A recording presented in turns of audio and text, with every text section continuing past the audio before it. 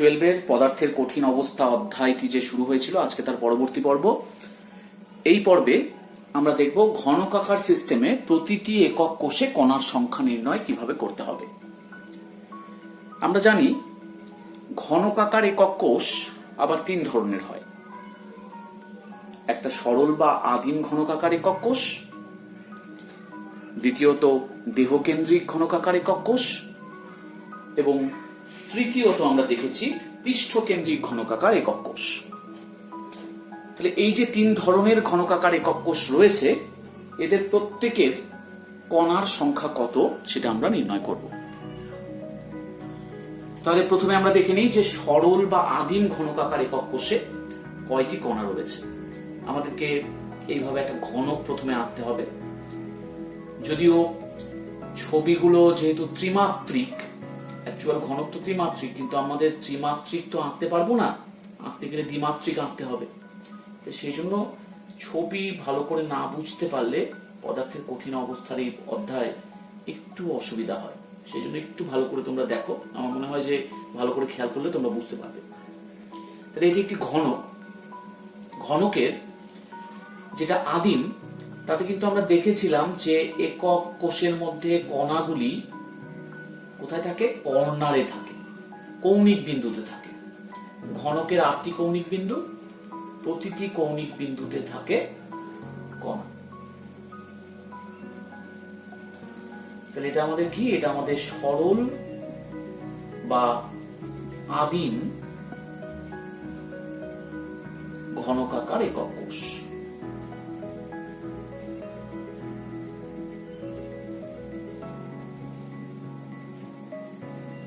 এই যে কণাগুলি আছে, তাহলে এই যে একক কোষে কয়টা কণা আছে?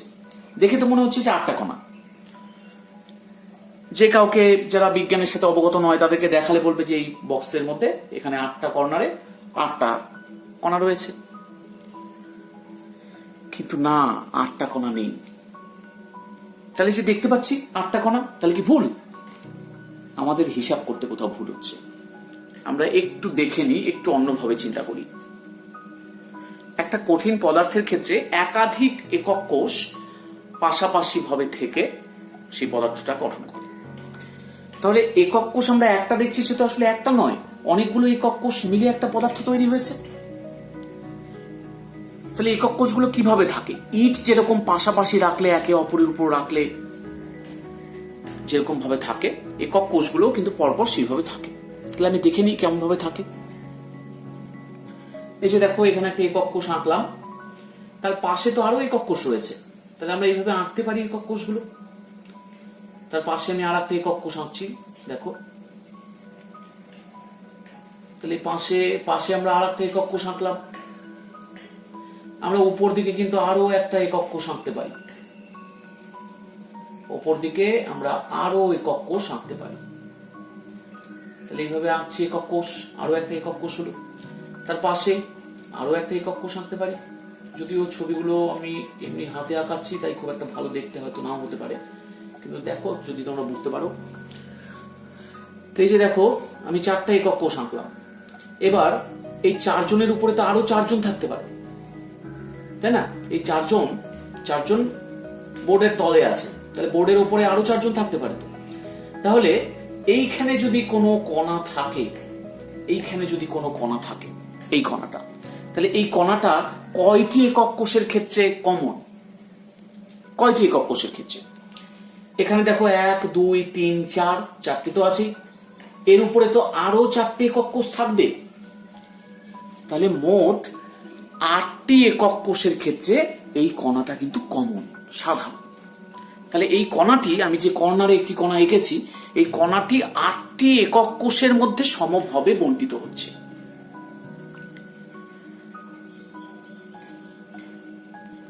তাহলে একটি একক কোষ কত করে অংশ পাচ্ছে?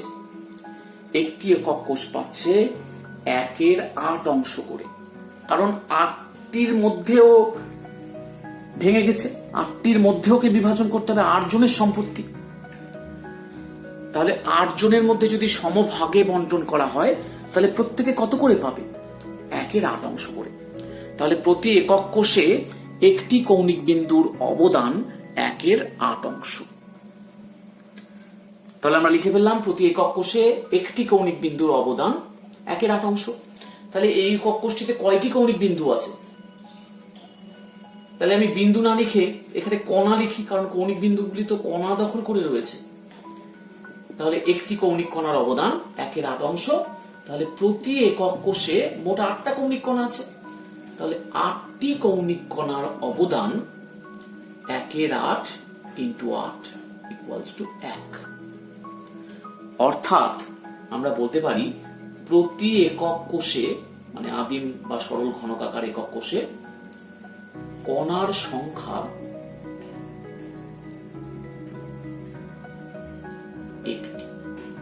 একটি মাত্র কণা রয়েছে। আমরা দেখে মনে হচ্ছে 8টি, কিন্তু 1/8 অংশ অবদান করে নিয়ে মোট কণার সংখ্যা হচ্ছে একটি। তা আমি তোমাদের এরপরে একটি ছবি দেখাচ্ছি, সেই ছবিটা একটু দেখো। ছবিটা দেখলেও তোমরা বুঝতে পারবে। এই যে দেখো, এখানে যে ছবিটা রয়েছে তাতে প্রতিটি কৌণিক বিন্দুতে কণার একটি অংশ এসেছে, কিন্তু সেই অংশটা কত? সেই অংশটা 1/8 অংশ। ছবিতে সবাই পরিষ্কার দেখতে পাচ্ছ? ছবিতে সবাই পরিষ্কার করে দেখো যে 1/8 অংশ করে এক একটা একক কোষের ক্ষেত্রে ভাগে রয়েছে। তাহলে 1/8 অংশ করে যদি হয় তাহলে এরকম 8টা অংশ পেয়েছে। তাহলে 8 × 1/8, তাহলে কণার সংখ্যা, কণার পরিমাণ কত হচ্ছে? একটি। এবার আমরা দেখব পৃষ্ঠকেন্দ্রিক ঘনকাকার একক কোষ মানে এফসিসি, তাদের কয়টি কণা রয়েছে। এখানে দেখো কৌণিক বিন্দুগুলি কিন্তু অকুপাই করে রয়েছে, আবার পৃষ্ঠতলের মধ্যবিন্দুগুলো অকুপাই করে রেখেছে। তোমরা দেখেছো আগেও ছবিগুলো, পৃষ্ঠকেন্দ্রিক ঘনকাকার একক কোষ কেমন হয়, আগের পর্বেই ছবি দেখেছো। তাহলে এই যে পৃষ্ঠকেন্দ্রিক ঘনকাকার একক কোষে কণার সংখ্যা কয়টি? আমরা তো আগে দেখলামই যে কৌণিক কণার অবদান হয় 1/8 করে। তাহলে 8টি কৌণিক কণা এখানে রয়েছে, তার অবদান 1। আমি সেজন্য সেটাকে নষ্ট করিনি, রেখে দিয়েছি। তাহলে এখানে নতুন কি এসছে? নতুন এসছে পৃষ্ঠকেন্দ্রে অবস্থিত কণা। তাহলে যে পৃষ্ঠকেন্দ্রে যে কণাটা অবস্থিত রয়েছে সেটি কয়টি একক কোষ দ্বারা সমভাগে বণ্টিত হচ্ছে? দেখো আমি এখানে ছবি রেখেছি। এখানে একটা একক কোষের পৃষ্ঠতলে রয়েছে কণাটি, এরকম জায়গায় পৃষ্ঠতলে রয়েছে কণাটি। তাহলে এই কণাটি যেটা পৃষ্ঠতলে রয়েছে, সেই কণাটি কয়টি একক কোষের মধ্যে সমভাগে বণ্টিত হচ্ছে? দেখো, দেখলেই বোঝা যাচ্ছে যে এটি কিন্তু 2টি একক কোষ দ্বারা সমভাগে বণ্টিত হচ্ছে। মনে করো এটা একটা একক কোষ, এটা আয়ত ঘন, যদিও আমরা ঘনক হিসেবে চিন্তা করিনি। তাহলে এই কোষের পৃষ্ঠতলে এরকম জায়গাতে রয়েছে একটি কণা পৃষ্ঠকেন্দ্রে। তাহলে আমি এটাকে রাখলাম, এটার পৃষ্ঠকেন্দ্রে রয়েছে। যেমন এটাকে আমরা একটা বিন্দু ধরে নিচ্ছি, এটাকে একটা আমরা কণা হিসাবে ধরে নিচ্ছি, এটা একদম পৃষ্ঠতলের কেন্দ্রে রয়েছে।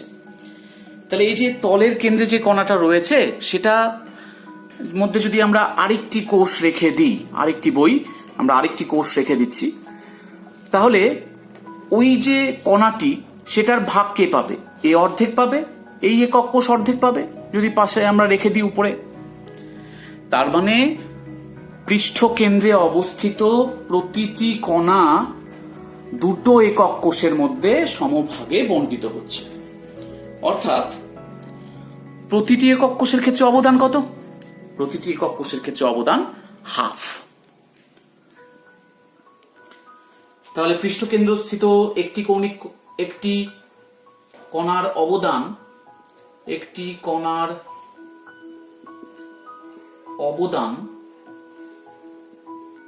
হাফ। তাহলে পৃষ্ঠকেন্দ্রস্থিত 6টি কণা, কারণ এখানে 6টি কণা রয়েছে, মানে প্রতিটা তল অনুযায়ী 6টি তল রয়েছে, 6টি কণার অবদান হাফ × 6 = 3। তাহলে মোট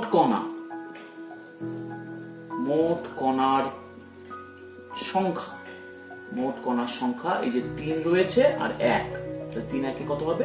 4। তাহলে এফসিসি একক কোষে মোট কণার সংখ্যা হলো 4। তোমরা একটু ছবিটা ভালো করে দেখো। এই যে ছবিটা যেটা দেখা যাচ্ছে, সেই ছবিটাতে কিন্তু যারা পৃষ্ঠকেন্দ্রের মধ্যবিন্দুতে আছে তারা প্রতিটা একক কোষে অর্ধেক অংশ আছে, এবং যারা কৌণিক বিন্দুতে আছে তারা 1/8 অংশ করে দেখাচ্ছে, 1/8 অংশ করে অবদান রাখছে। তাহলে প্রতিটা কৌণিক বিন্দুতে 1/8, যেহেতু মোট 8টা কৌণিক বিন্দু, তাহলে 1/8 × 8 মানে 1টি, এবং পৃষ্ঠ কেন্দ্রে অর্ধেক করে আছে, তার মানে হাফ অংশ করে অবদান রেখেছে। তাহলে 6টি এরকম পৃষ্ঠতল রয়েছে, তাদের ক্ষেত্রে অবদান হাফ × 6 মানে 3। তাহলে মোট কত হলো? 3 × 4টি কণা। এটা কিন্তু একক কোষের ছবিটা দেখে খানিকটা আইডিয়া করা যাচ্ছে। এবার আসি দেহকেন্দ্রিক ঘনকাকার একক কোষ বা বিসিসি। তাহলে এখানে কি আছে? কৌণিক বিন্দু রয়েছে, প্রতিটা কৌণিক বিন্দুতে কিন্তু কণা রয়েছে, এবং একদম দেহ কেন্দ্র মানে কি? একটা যদি বক্স নিই, সেই বক্সের ওপরে যদি সুতো দিয়ে, বক্সের ওপর থেকে সুতো দিয়ে যদি ঝুলিয়ে দিই কোনো বলকে, সেই বলটা কি থাকবে? বক্সের একদম মাঝখানে ঝুলে আছে, কোনো দেওয়ালের সাথে তার কোনো স্পর্শ হচ্ছে না, একদম মাঝখানে ঝুলে থাকা অবস্থায় যে কণাটি রয়েছে সেটাই কিন্তু দেহ কেন্দ্রে অবস্থিত কণা। তাহলে এদের ক্ষেত্রে কণার সংখ্যা কত আমরা দেখে নিই। তাহলে আমি এই কথাটি রেখেই দিয়েছি, কারণ এখানে কৌণিক কণা রয়েছে। তাহলে একটি কৌণিক কণার অবদান আমরা জানি 1/8, তাহলে 8টি কৌণিক কণার অবদান 1। এইবার আমরা দেখছি যে একটা আছে দেহ কেন্দ্রে, মানে বক্সের ভেতরে একদম মাঝখানে ঝুলে আছে। তাহলে এই কণাটি কয়টি একক কোষের সম্পত্তি? এই কণাটি কি অন্য কোনো একক কোষ দ্বারা বন্টিত হচ্ছে? না, এই কণাটা তো একদম এই একক কোষেরই সম্পত্তি। তাহলে এই কণাটি নিশ্চয়ই এই একক কোষগুলির ক্ষেত্রে কোনো অবদান রাখছে না, একমাত্র যার ভেতরে আছে তার ক্ষেত্রেই অবদান রাখছে। তাহলে দেহ কেন্দ্রে অবস্থিত প্রতিটি কণার অবদান 1, কারণ সেটা একটা একক কোষের মধ্যেই পুরোটা আছে। তাহলে দেহ কেন্দ্রে অবস্থিত যে কণাটি রয়েছে তার অবদান 1, এবং 8টি কৌণিক কণারও অবদান 1। তাহলে 1 1 কত হচ্ছে? 2। তাহলে আমরা বলতে পারি এই বিসিসি একক কোষে মোট কণার সংখ্যা কত হলো? 2। তোমরা একটু ছবিটা এবার দেখে নাও, যে একটা একক কোষের ভেতরে যে কণাটি রয়েছে সেটা কিন্তু সম্পূর্ণ গোল অবস্থায় রয়েছে, পুরোটা রয়েছে, তাই তার অবদান পুরোটাই 1।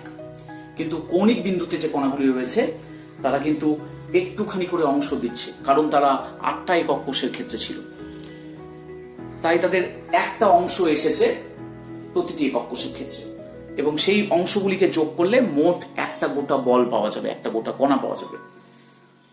তাহলে মোট কণা কত হলো? দেহ কেন্দ্রে অবস্থিত একটা গোটা কণা, এবং কৌণিক বিন্দুতে অবস্থিত যে 8টা অংশ তাকে জড়ো করে হবে একটা গোটা কণা। তাহলে মোট কণা 2টি।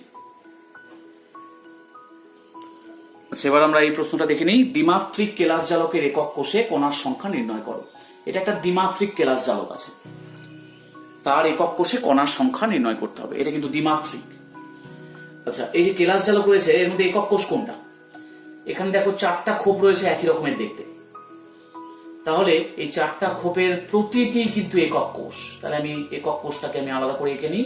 যে কোনো একক কোষ, এখানে 4টি আছে, যে কোনো একটি বক্সকে আমি আঁকলাম, সেটা একটা একক কোষ। তাহলে এই কেলাস জালকের মধ্যে যে 4টি একক কোষ ছিল তার মধ্যে আমি একটাকে এঁকে নিলাম। এই একক কোষে এবার আমরা দেখবো যে কয়টি কণা রয়েছে। তাহলে এটা যেহেতু দ্বিমাত্রিক, এটা তো একক কোষ, ইউনিট সেল, আর এটা কেলাস জালক। তাহলে এই যে কৌণিক যে কণাগুলি রয়েছে সেইটি অবদান কত? খেয়াল করে দেখো যে এখানে একটা কৌণিক কণা রয়েছে, সেই কৌণিক কণাটি কয়টি বর্গাকার ক্ষেত্র দ্বারা সমবন্টিত হচ্ছে? কয়টি বর্গাকার একক কোষের সম্পত্তি? এখানে কিন্তু এই কণাটি 4টি বর্গাকার একক কোষের মধ্যে শেয়ার্ড হচ্ছে, এই কৌণিক কণাটি। তার মানে ও কিন্তু 4টি একক কোষের মধ্যে একটু একটু করে অবদান রাখছে। তাহলে প্রতি একক কোষের ক্ষেত্রে অবদান কত? 1/4। তাহলে প্রতি একক কোষে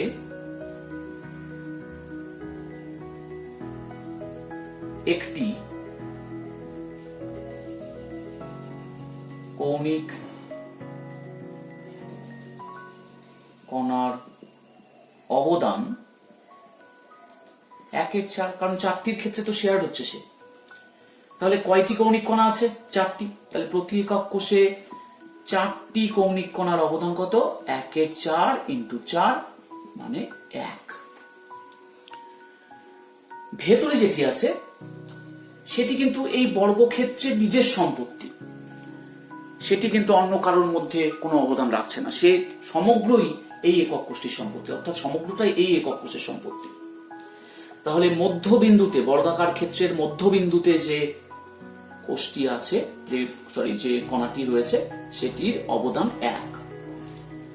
তাহলে মধ্য বিন্দুতে অবস্থিত কণার অবদান 1।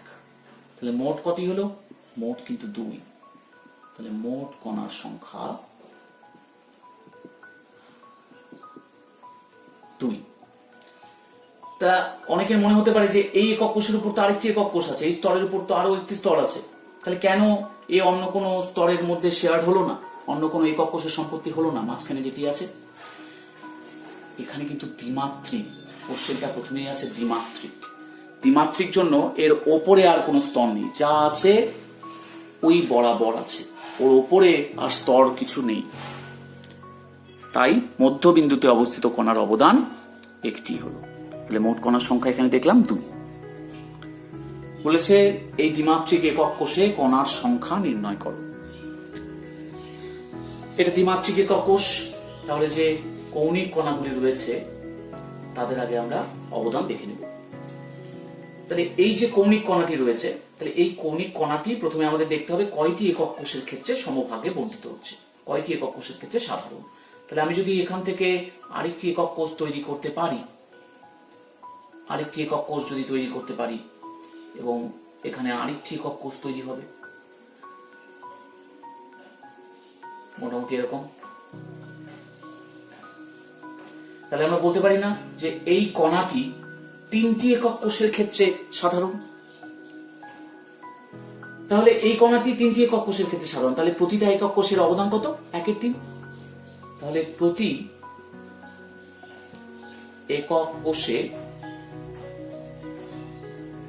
একটি কৌণিক